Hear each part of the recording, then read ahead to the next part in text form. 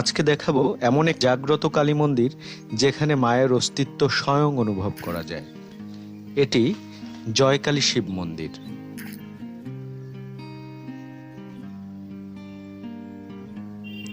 জয়কালী শিব মন্দিরটি লক্ষ্মীপুর সদর উপজেলার পার্বতীনগর ইউনিয়নের আহ্লাদীনগর গ্রামে অবস্থিত।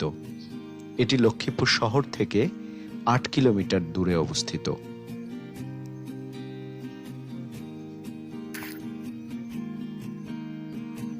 এই মন্দিরটি পহেলা বৈশাখ ১০০০ বঙ্গাব্দে প্রতিষ্ঠিত হয়।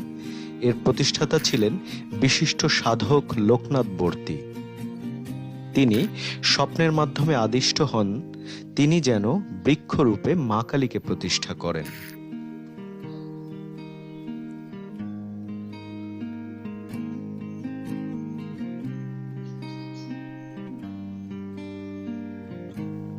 মন্দিরের মোট আয়তন ৫০ শতাংশ।